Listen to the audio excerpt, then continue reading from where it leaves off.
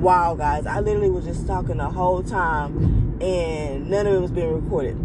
See, this app is changing because I used to be able to get out of it and record stuff and it wouldn't stop recording. But now it does. And I don't know if that's a change or if it was just what I thought was happening and it really wasn't. Like, I'm not doing the same thing I was doing. But once again, rise and shine your light and opulence, solution seekers. It's your girl, the spiritual activist, coming to you with another word, message, spout of wisdom, whatever you want to call it. So I was just venting about customer service, and I really hate that I got to repeat myself because it doesn't feel natural right now. But this is when I say the devil be busy sometimes. And whether people want to say it's not the devil, it's this and that, I don't care what you say. This is my way of labeling what I feel like is moments of setback or moments of frustration and how I conquer and overcome it. So keep your perspective to yourself. That's your philosophy, your beliefs. This is mine. So yeah, I was just talking about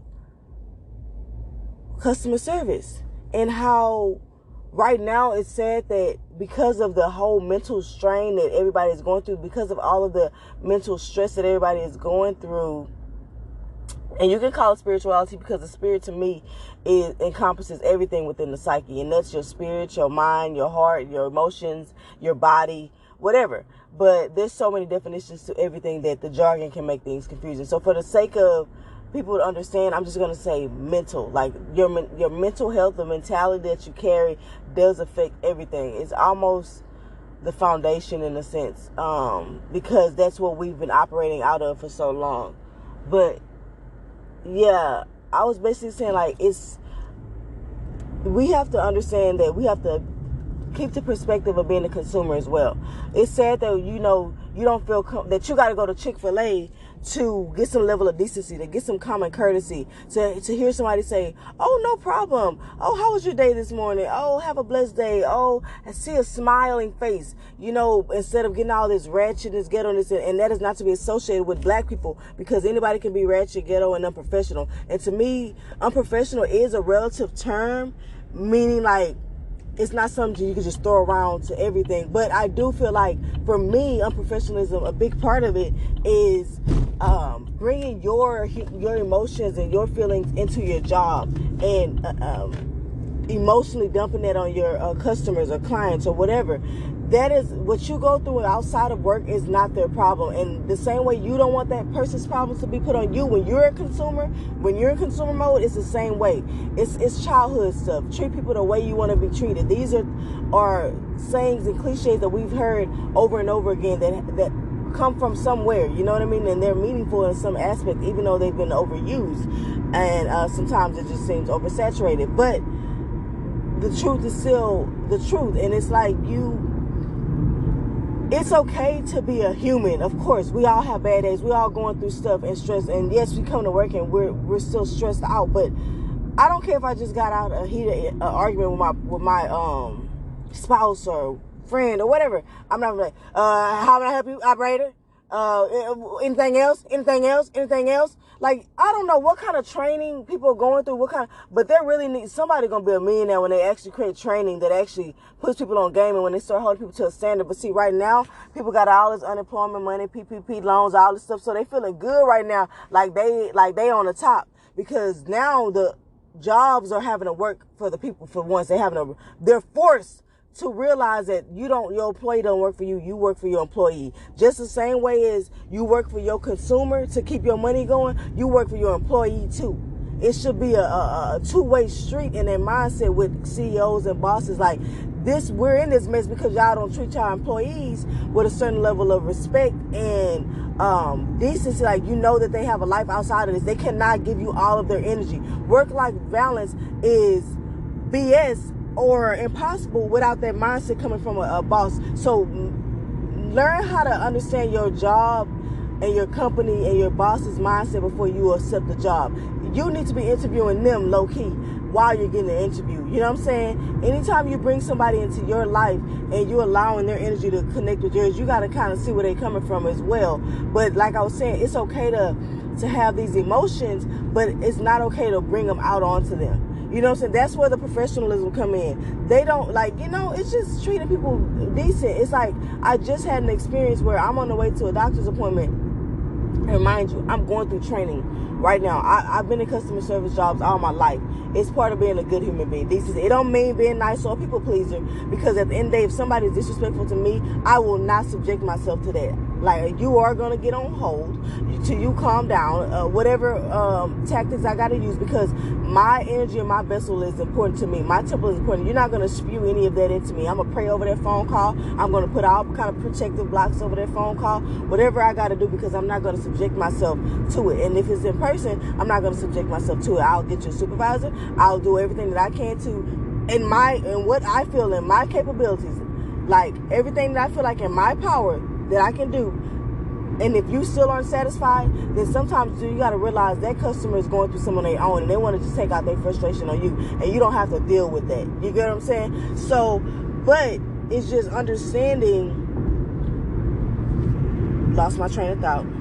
Yeah, like I was saying, it's just understanding, because when I was talking to, like, I called the operator to get some information about, like, what I need to do pre my appointment, and this is how she answered: operator. I'm like, and when I say her mouth was so far away from the mic, and just because I know call center, I was like, I'm sorry, I can't really hear you. It sounds like you're really far away from the mouthpiece. And she's like, operator, and I'm like, okay, no announcing the company, no announcing this, no announcing that. And this is the kind of thing that makes or break companies. Like, I'm gonna go into my appointment, I'm gonna talk to a supervisor, and I'm gonna tell them about how I get it, I can have empathy for you. Yeah, you probably are going through something, nigga, so are we all. I don't care. You shouldn't have did me like that, because I came to her very politely, very respectful, and she treated me like a $2. And not saying that they don't deserve respect either. But anyway, so I was just like, yeah, I'm trying to get some information and stuff like that. And I was like, and she was just speaking so like low and fast and just like almost mumbling. I already know what that is. She's avoiding a call. She wants me to just hang up and be frustrated. But guess what? I got time today, so I wasn't going to do that, because I really needed the information. And so I was like, I can't hear you. So she transferred me to somewhere that was not working. And then I called back, I kid you not, like 6 times, because she the only operator. I peeped that too. I can tell when it's only one person working that line. So she finally picked up, and I said, are you the only operator working today? She's like, yes. And I said, what's your name? And she said something. Honestly, it was a name that sounded made up. Like I swear, I never heard the name before in my life. It's Grielda. I'm just making it up. Maybe that's what she said. And I'm like, it's Grielda. She's like, yeah. And I was like, okay. I said, listen, I work for call centers too, and I understand it can be very stressful and all this. I said, but I did not come to you with a bad tone or disrespectful, and I just feel like you had like a disrespectful tone or whatever, and I just feel like I wasn't heard, or I didn't have no level of courtesy, and I'd appreciate it. I said, I'm just trying to find some information for my appointment, and I would appreciate if you could help me out or whatever. And then you could tell she calmed down, because she felt that level of empathy, like she understand, like I knew where she was coming from. And I get it all day, every day. You probably dealing with a bunch of ignorant motherfuckers, but I'm not one of them. So don't come to me like that, because I can get there, but we haven't gotten there yet. And that's what the whole mindset, what I was saying, like, you got to treat every person like they don't know what you went through before, their caller before. They don't know that. And you know what I'm saying? And we don't know what they deal with either. So it's just called mutual respect, people. We're losing all of our, back to basics, bare essentials in regards to human decency, because we're so stressed. We don't have a cap space to be respectful, to be loving, to be caring, empathetic, compassionate. All these things feel like they take so much energy, and they do, because the world has so much negativity around it. Every time you're being nice or choosing happy, you're fighting. You're in a battle of resistance. You're pushing against the negativity around you. Every time you wake up every day and choose to be productive, to move your body, to be happy, to be uplifted, that is a choice. And sometimes we get burnt out of life. That's where burnout comes from. Sometimes it's just so much energy around you that you feel is negative, that you're burnt out from choosing joy, peace, happiness, bliss. But you have to realize, the more and more you weed out and filter out the stuff around you,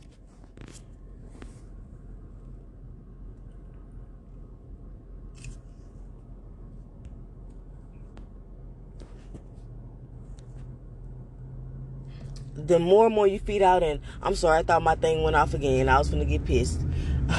But yeah, the more and more you feel that stuff out, you can have more strength, because you're no longer, now you're protecting your peace. And it don't mean cut everybody out, because that's just, to me, becoming isolated and robotic, and that's not the solution either.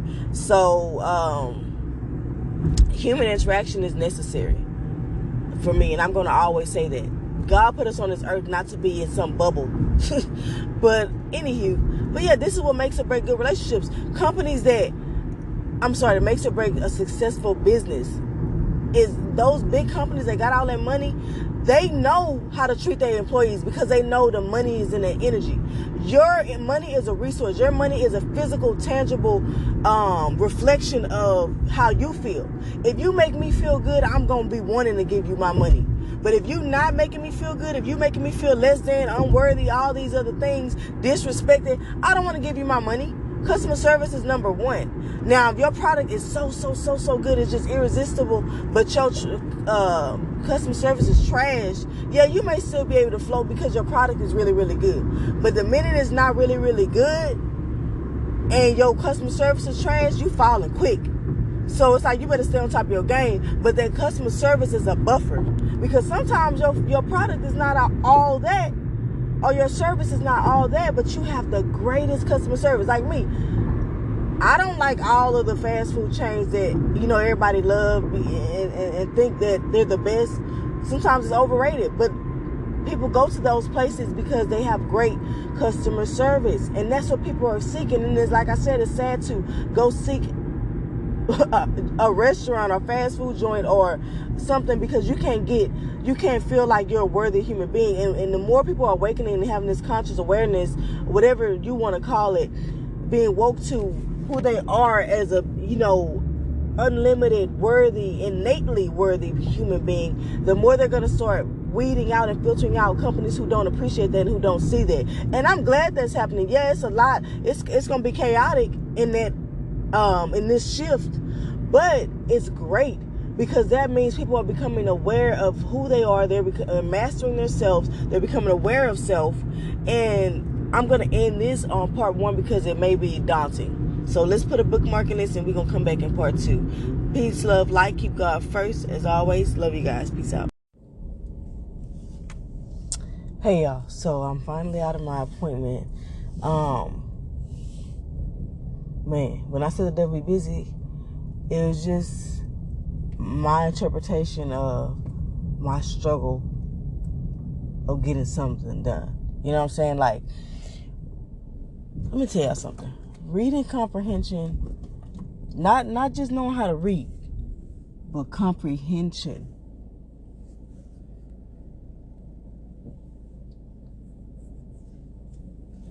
Is something that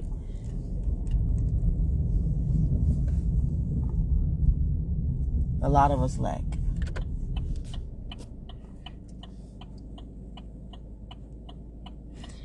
And I do feel like there's things that be happening that do be outside of us doing everything we can. Like, I do feel like there is negative energy around us and stuff, but sometimes we do also have to come back to ground and this plane, this human experience, this physical plane, this matrix, or whatever you want to call life, and just also look at the reality, which is like, I'm multitasking and there's a lot of difficulties, and I'm gonna fall short somewhere when you're trying to do a million things at once. And so that was basically my issue. But I do feel like there were some other things at play, because it'd be so funny to me how issues happen when you're trying to do something, like right now. But yeah, y'all, like, there's gonna be a lot of things that keep coming in your way, but the way life is, it is like almost like a simulation or like a game. Yeah, there's gonna be a lot of people cheating, or a lot of people who get to find the shortcuts, or a lot of people who just they know how to tap into their competitive nature without feeling guilty. So they learn how to play the game. And that's kind of how you have to be. Like, I'm gonna tell y'all right now, I just came from like a well-known like medical company, like that facility, for an appointment. And when I say it was like they probably had 20 people working in that whole building, and it's multiple floors. Every little department I was going into, ICU, well, not going into, but past up, ICU waiting room, imaging waiting room, it was black. Nobody was in the receptionist desk. Nobody was in the waiting rooms. Like, it was like a ghost town in there. It's like a new facility, and it's just like, it was so unorganized, so unprofessional. It was like, the operations of it was like so off. I'm like, why does the front desk security not know how to direct you? Like, that is just the most ignorant thing I've ever seen. It's like, I hope some big CEOs listen to this, because apparently I'm being shadow banned everywhere else. I get like 1 or 2 listeners, but it's crazy. Like, y'all need to know how to step y'all game up. And this is something that I want small businesses and black-owned businesses to understand. Don't think because something about your company is unprofessional or seems like you failed, don't let that stop you. The difference between us, our mindset, and a rich person's mindset or a successful person's mindset is they don't let failure stop them. They know that failure is part of the learning curve. It's part of the process. And they build from that. They learn from that. There are no losses, only lessons. And the only loss that you get is when you don't keep going, or when you let that failure stop you, or when you let the fear of failure stop you from even trying. Because if you don't try, you've already failed. Because when I tell you, I called like 3 type of operator lines, and I was getting nothing. The options did not answer my questions. There was only like 1 operator working. There was like, when I went to the registration desk, when I tell you that there was nobody there but a sign that says call this number or go to this floor. And then when I went to the floor, they didn't ask, like, all the normal medical protocol, they're not following. And you know why? It's because they're so short-staffed. And you know why? It's because everybody think they're being called to do entrepreneurship, and no shade, but make shea butter, or make this or make that, or like, really think about what you want to do and don't just follow the trend. Because what's happening right now, there are so many good jobs available right now where you can move up the chain and be making $100,000, $200,000 if you just see right now is a great window. It's a wave. You got to learn how to catch your wave right now. Like, bro, like, and I just missed my doggone turn. Oh, well, I could turn right here too. But yeah, it's like learning how to multitask. Like, I say, if you watch my disclaimer, I always say, my podcast is not going to sound like a professional platform, because I'm going to make time for myself. Making time for myself means making time for my passion, which is putting people on game, especially my people, and helping them understand and awakening and building this level of confidence that conquers a lot of the mind. When you have a certain level of understanding and confidence defeats fear. Because you understand that life is like a game, and you have to learn how to win. You got to learn how to, like, talk to that energy and rebuke that energy. Like, I was literally in my car like, man, leave me alone, bro. Like, little old me, like y'all, you just trying to piss me off. Like, who am I? Yeah, I know who I am, but it's like you threaten. Like, you got to, like, literally, I ain't gonna lie, you got to fight that energy. You got to, like, go toe to toe with it. You got to, like, go off on it. And just keep telling yourself, nah, nigga, you ain't finna knock me down. Like, all right, whatever. Okay, yeah, so you glitched up my GPS system. All right, you think you finna make me late. All right, I'm still finna get in there to watch.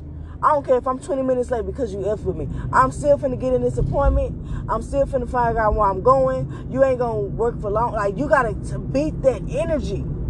Those words you're using is power. Every time you say something with a certain level of passion and energy, that vibration is cracking through the vibration of negativity. It's cracking through the energy that's pulling you down.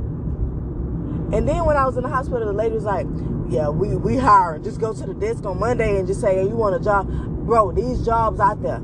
If you're in the Houston, Kingwood, Humble, Cypress, all these Houston areas, all these hospitals, all these good jobs are hiring.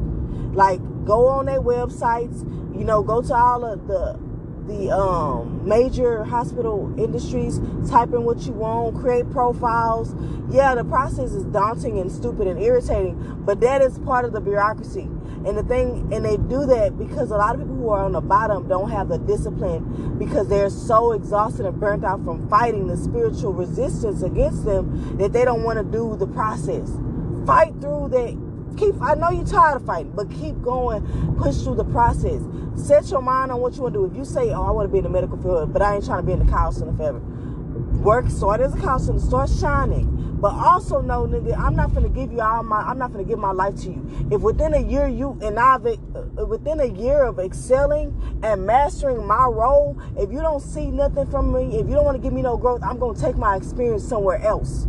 I'm leaving this bit. Deuces, peace out. But I'm gonna find a job in a company that sees my worth and sees that I deserve a spot at the top seat too. It's not gonna just be full with a bunch of people who don't understand me, who don't understand diversity and inclusion, and who don't see that I deserve a shot at success and giving the life my family deserves. Because generational wealth, it can be through entrepreneurship, it can be through working for corporations. Because this is another thing. The medical industry, the legal industry, all of these systems, we need conscious people in those systems. We need diversity in these systems. We don't need the programming to make everybody run away from the systems, and then it's left to people who that was the plan all along. That was the agenda all along, to staff them and fill them with people who they want. Matrix workers. And the difference are bots. You know what I'm saying? Like, we all are bots and matrix workers. But you have to ask yourself, are you programmed to serve the people or disempower the people? Are you a matrix bot, meaning you serve and you do whatever the matrix wants you to do in efforts of the negative light?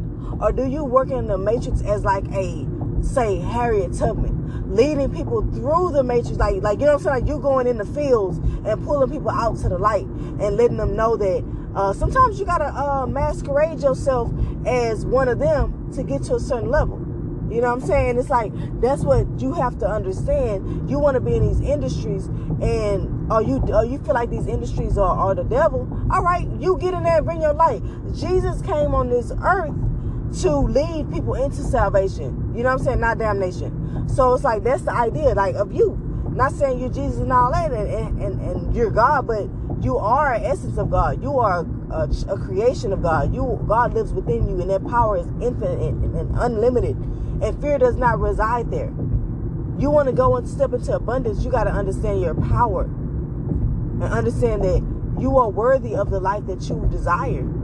Yeah, we didn't get that head start, and yeah, we just not waking up to it, and you may be feeling like I'm 25, 35, but if you listen to me and you're younger than those ages, man, you got a head start. You got a good opportunity to make this world a better place, and especially for you and your family.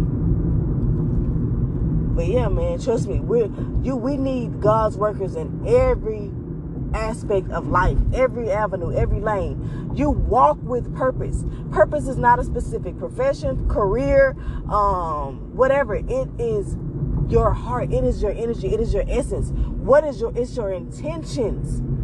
You can be in anything, even if it's corrupt. You're going to be that one person that is not corrupt and who is going to bring light to that industry, to that system.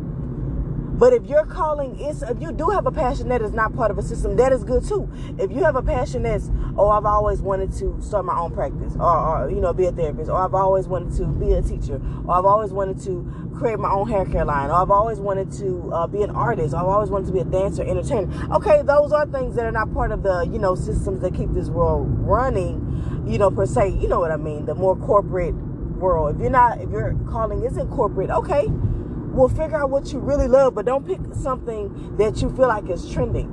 Quiet all the noise of trends and fads and what everybody else is doing, and really just ask yourself, what is it that I want to do? I bet you never even sit with yourself and just see what do I like? What am I good at? What do I love? And figure out a way to make it lucrative. Because you can sit here and wish and pray and have faith and have all this, but at the end of the day, every faithful person with consciousness knows that it also is going to take actionable steps. Faith may be the antidote to fear, but it don't mean I'm going to jump off a bridge without no support and just think, oh, God's going to save me. No, nigga, we still on earth where gravity exists. Yeah, miracle. You may be that miracle. But you know what I mean. It's about balancing the faithful aspect, which does not come from the mind, versus the wisdom, just understanding things as well. So there's always that balance, and you gotta understand that so that you can be on top.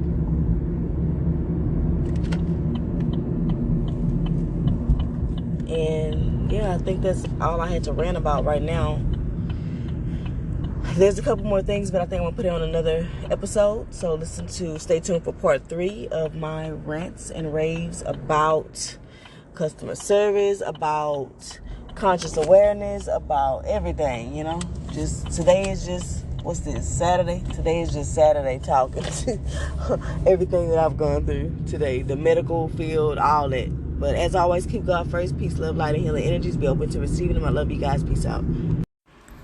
Rise and shine your light and opulent solution seekers. Just your real spiritual activist coming to you with another word, message, vent, spout of wisdom, whatever you want to call it. So today I want to talk about marketing and companies and media kind of again.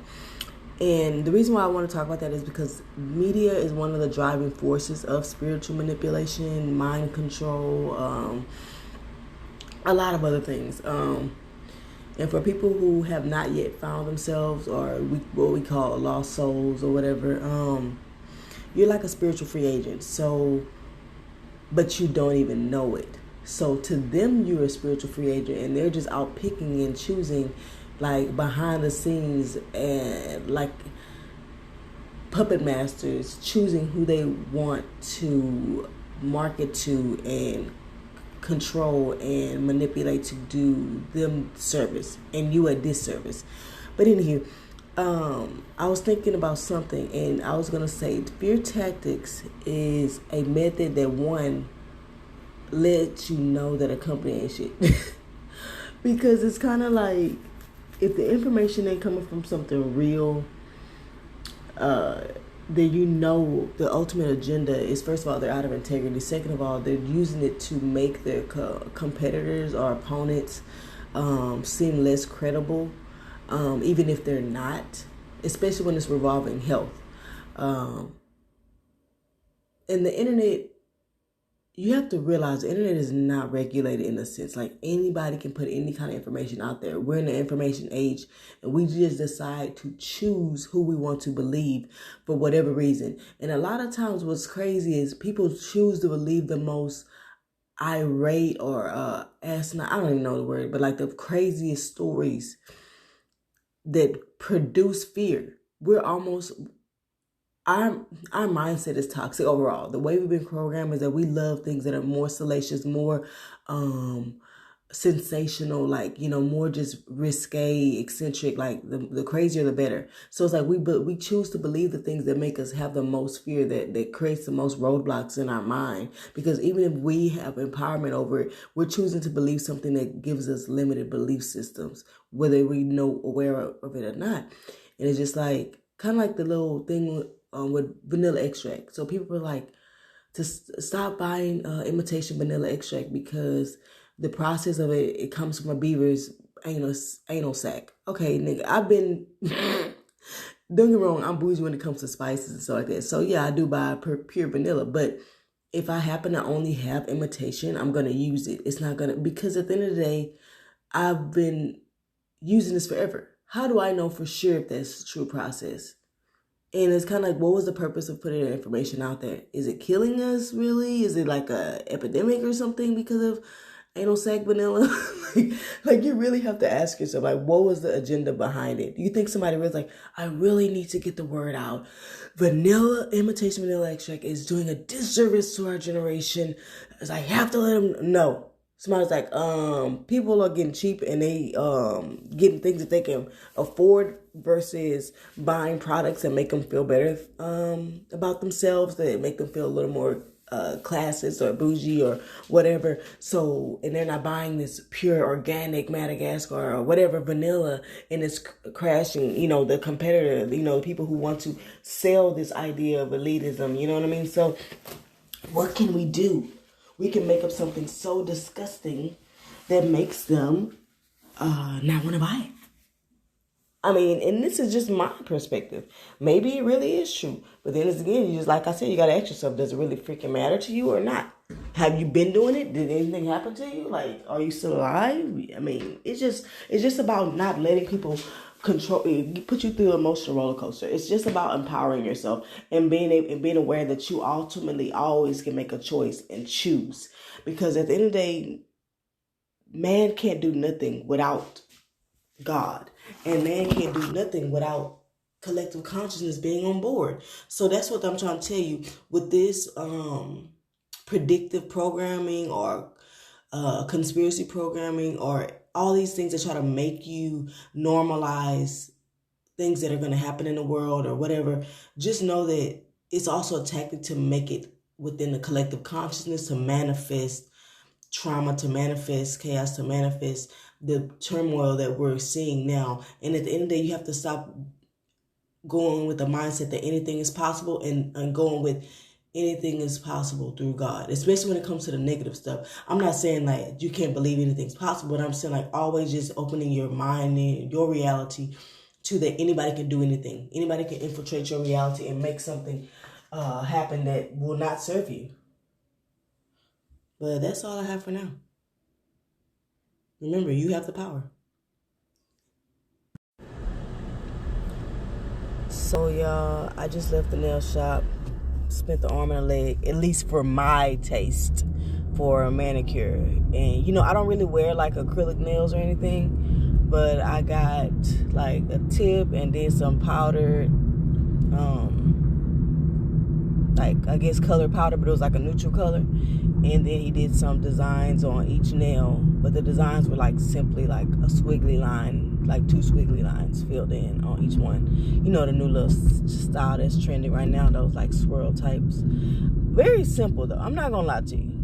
I'm not trying to be cheap or anything, but I don't like when I know people are trying to like sell me. Like, I don't know if you think I got money or what, or maybe because I was like, I don't really get my nails done, and so you think you can just kind of like trick me. But what you don't know is I used to do my own nails. I know a lot of stuff, whether I partake in it or not. So he's like, oh, you're gonna need that new powder, and see, that new powder alone is probably like $20. So instead of that, he literally could have just used a new gel or a new polish and polished over it, but that powder ain't gonna give him that more money. So it's like when you're thinking about sales, the problem with customer service, basically jobs that deal with interacting with people, is that they're based around some aspect of sales as well. So in that sense, you're gonna be doing something that makes you money. I don't care how much in integrity you are. So it just bothers me though that people, that in this world, it's like I feel like I gotta get the highest brands, the highest, go to the highest nail shops, the highest restaurants, just to get some level of decency. It's like we're almost charging for integrity at this point. And that to me is counterproductive of integrity. It's like you should just treat me good whether I got just a fry or whether I got 2 number 10s. You get what I mean? Like, it doesn't matter. Like, the amount of money I spend with you shouldn't dictate how you treat me. The amount of money I'm about to spend with you shouldn't dictate how you treat me. You should just be treating me good just because that's your level of human decency. You know what I mean? But I get it when people have interpersonal pressures, basically, like, you know, if they're short on resources, meaning money, or if they know that their commission is based off of their sale, then it will like, realistically, it is going to impact the way they treat you. That's just a natural human reaction. Like, nigga, if I'm struggling, if I'm trying to make a sale, I haven't really been getting good tips or whatever, you know, I haven't getting good commission, it's going to start to affect how I treat this transaction, these next transactions, because now I'm under a certain level of internal pressure. You get what I'm saying? Hopefully I'm being clear about it, but it's just me. I'm at a point in my life where I embody my self-worth. Like, I know I'm worthy of a certain energy, a certain treatment, and I'm not gonna go broke, live outside of my means, or pay you to treat me the way I'm supposed to be treated. You're gonna treat me good whether I'm just getting my natural nails painted, which is gonna come out too. And I'm just using nails right now as an example, but this can go on any level. But I don't care if what I'm getting right now is only going to come to $20. I want to be treated just as good as if I was to come here and what I'm going to spend is going to be $150. You get what I'm saying? I understand that, honor your emotions. You pissed that you ain't really going to get nothing out for this, but you never know if I may tip you $50, even though my nails were $20. You get what I'm saying? So it's just like, despite all that, though, it's just, I'm not finna pay to be treated with decency, compassion, grace. Like, I'm just not going to do it. And it's just sad that that's how this world is, because everybody is hustling. You can call it, whether you call it a hustle or not, everybody's out here hustling. Especially if your job depends on like tips, commissions, all these other types of things. Like, you got a different mindset than somebody who basically is not. When your money is guaranteed, when you have a certain guarantee, you can operate out of a different system, unless you just are like me. And even if I can't just speak on that because I never really had sales jobs and stuff like that. But I would hope that I would try to be in a place where I treat everybody with a certain level of respect, no matter whether they paying me this much or that much, because that's how I want to be treated. I don't feel like customer service should be directly associated with sales or commissions, because it just affects the customer service. Like, when I think of customer service, I don't think, oh, you're just servicing customers. I think of good interactions with your clients or customers. Good, automatically associated. It's about treating people well, having good customer service. To me, because there shouldn't even be a bad customer service. Like, it sounds like an oxymoron. It sounds contradicting. You know what I mean? So, yeah, I just want to let y'all know, don't be out here paying for nobody to treat you good. And when you start to, and also for the ones like me who are embodying their self-worth and know their worth and know who they are, also be aware that now that you suppose that we out here saying we don't need that attention, or we don't have to pay for it, or we don't gotta have it, just be mindful of that attention going to the people who feed off of it or who do need it. And to me, don't get me wrong, like I said, it's not that just because I don't need my ego stroked does not mean I don't like validation, does not mean I don't like affirmations, does not mean I don't like compliments. That's not the idea. It's not that I think I'm all that in a bag of chips that I don't need you to tell me nothing good about myself. No, if I'm smart and I make 100 on this test, oh, I want to hear good job from my teacher. Oh, I want to hear from my boss. Man, you really doing your thing. I don't want you to think, oh, she's so confident that she don't need nobody to tell her nothing. No, that's not what confidence means. And that's why a lot of times people want to misinterpret confidence for arrogance or conceitedness or all that kind of stuff. This is why people walk around so in their lower energies, because positive and higher energies are not well received from people in general. The general consensus is that most people are in a state of misery in some aspect of themselves, that they're turned off, and they think people doing the most when they in their bag talking their shit, showcasing their skills, showing some level of confidence that people tend to humble themselves, quote unquote humble themselves, or dim their light, or downsize. That's not the word I'm looking for, but downgrade, that's not the word either. But downplay themselves, and just don't give themselves the credit, or they don't feel like they can gas themselves up, or just talk their stuff. Like, it's just sad though that we got to walk around like that and be someone else to make someone else feel comfortable. Like, if your lack of confidence has nothing to do with my abundance of confidence. And for those out there who are struggling with insecurities and lack in some kind of way, you have to start to see people who are confident as an inspiration, as motivation, not competition, not envying, not hating on them, not feeling like they're doing the most, or if they're confident about something, let them be confident about it. If they feel good about something, don't walk around killing joy. As black people, our joy is always scrutinized and labeled as something anyway. We carry enough scrutiny in this world. And it's like, I don't know about you though, but if you ever been to a nail shop, then let me just say that I don't believe that only one race is ghetto. Because what we've deemed the definition of ghetto I've seen in all races. You got your phone on speaker, you talking to people, you laughing, you talking to kids and this and that. That's considered ghetto to a lot of people. I've seen that being done by every race. You walk around, listen to your music out loud, like it's just trying to bring light to us as black people, melanated people, whatever you want to call yourself, indigenous. Like, don't let this world label you something that brings you down so low that you can't get out of that dark space. You can't get out of depression. You can't get out of that dark night of the soul. You can't get out of that shadow work. You can't get out of... Because half the time, all that is really a lack of self-acceptance. You have to shift your own perspective. Perspective, perception, labels, all these things carry power because they affect the way we see ourselves. They affect our reality. You have to literally shift. The healing is about shifting your mindset, the way you see yourself, so that you can shift the way other people see you. The world is not going to give you more than what you're giving yourself. Maybe some people will get that, but I feel like majority of the time, if you can't give yourself what you need, you're really not going to find it in nobody else. People don't have the capacity no more, the cap space, the energy to hold people's emotions, baggage, unhealed wounds, unhealed trauma, all this stuff. We don't have that kind of energy no more. But anyway, I just had to get that off my chest. As always, keep God first. Peace, love, light, and healing energies. Be open to receiving them. I love you guys. Peace out. By the way, my nails are cute though.